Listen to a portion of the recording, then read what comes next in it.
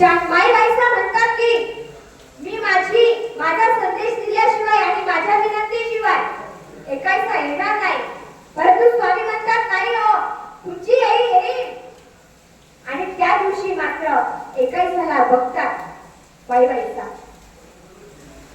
मग माई बाईसाने विचारलं का गं तू का आलीस? मग त्यावेळेस तिने येण्याचं कारण सांगितलं.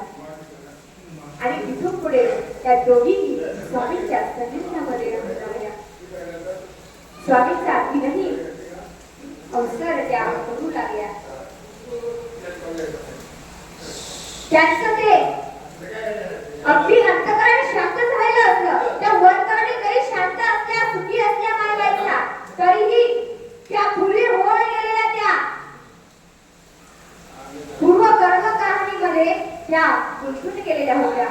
त्यांना ते अधून मधून ते आठवत होतं, त्या आतल्या ओळख होत्या. म्हणून सर्वज्ञ श्री जगन्नाथ स्वामींना माई बाईसांना कायमचे शांत करायचे होते.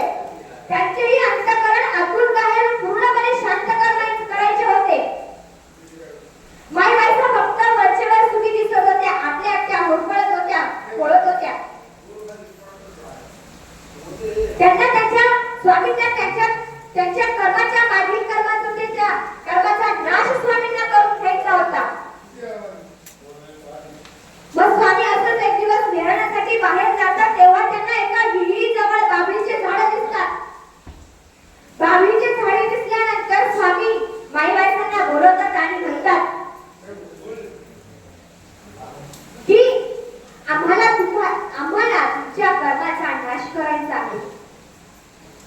जगी जीवनाचे सार घ्यावे जाणून सत्वर, जैसे ज्याचे कर्म तैसे फळ देऊ ईश्वर.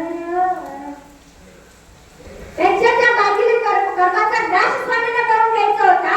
म्हणूनच स्वामी त्या माई बाईसांना सांगतात की ओल्या कपड्यांशी त्या गोडी बाबीच्या झाडांना 1 महिनाभर तुम्ही पाणी घाला, असा संकल्प स्वामी त्या माई बाईसांकडून करून घेतात. माई बाईसांकडून तो संकल्प करून घेतात.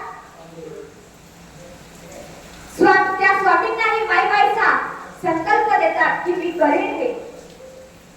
मग तेव्हापासून माई बाईसा त्या गोडी बाबींना 1 महिनाभर त्या गोडी बाबींना ओल्या कपड्यानेशी पाणी घालत होत्या. ज्यावेळेस त्यांच्या मागील जन्माचा कर्माचा नाश झाला, ज्यावेळेस त्या अंतःकरणातून आतून बाहेरून पूर्णपणे ज्यावेळेस त्या शांत झाल्या होत्या, त्या दिवशी स्वामी त्या माई बाईसांना आवाज देतात, शांताबाई इकडे या. अहो शांताबाईचा या हाकेसरशी माई बाईसा अशा त्या स्वामींकडे येतात, स्वामींचं दर्शन घेतात आणि त्यांना अगदी त्यांचं जीवन हलकी हलकी असे वाटायला लागतात. स्वामींनी तेव्हापासून त्यांचं नाव शांताबाईचं असं ठेवण्यात आलं होतं. त्यांचं तिथून पुढे हे प्रसादिक नाव शांताबाईचं हे रूढ झालं होतं. अशी ही शांताबाईंची चरित्र. किती चढ उतार आले होते त्यांच्या आयुष्यामध्ये. आपल्याही आयुष्यामध्ये चढ उतार येतात. आपल्यालाही असं वाटतं की आत्महत्या करावी, आपणही आपलं जीवन संपवावं. तसं त्या माई बाईसांच्याही अंतःकरणामध्ये आलं होतं. परंतु त्यांना सारंग पंडितांनी सांगितल्यामुळे ते स्वामींच्या चरणी येतात, स्वामींची सेवा जास्त करू लागतात. तेव्हा मात्र त्यांना त्या आत्महत्येचा विचार सुद्धा त्यांच्या अंतःकरणामध्ये आला नाही. मग ज्यावेळेस आपल्यालाही असं वाटेल ना की आपल्या आयुष्यातून सगळं संपलेलं आहे, दुःख येतंय, सतत दुःख येतंय, सुख नावाचा हा प्रकार आपल्या जीवनामध्ये जर नाहीच आहे असं ज्यावेळेस तुम्हाला वाटेल, त्यावेळेस नामस्मरण करा. देवाच्या दर्शनाला येऊन हा परमार्थ त्या जीवनामध्ये जोडला पाहिजे. जसा माई बाईसाने शांताबाईसाने जोडला, तसा आपणही अंतःकरणामध्ये तो परमार्थ जोडला पाहिजे. मग असं नाही आपण देव करतोय, परमार्थ करतोय, मग आपल्याला दुःख आलं, परमेश्वर आपल्याला साथ देतोय, मग परमेश्वराला आपण सोडून जावं का? नाही जावं. कधीतरी देवही आपली परीक्षा घेत असतो असं म्हणून आपण पुन्हा परमेश्वराला त्या काळामध्ये अधिक आठवावं, अधिक नामस्मरण करावं. म्हणून ज्या या ठिकाणी दत्त मंदिरामध्ये या स्वामींच्या चरणी 10 दिवस या नवरात्रामध्ये आम्ही सर्वजण येतो, देवाचं नामस्मरण करतो. घरी बसून तर नाही नामस्मरण होत, कारण प्रपंचाकडे लक्ष असतं. म्हणून नवरात्रामध्ये अनेक भक्तजन हे स्थानाच्या ठिकाणी येऊन किंवा आश्रमाच्या ठिकाणी 10 दिवस जातात, विडा वाहतात आणि नामस्मरण करतात.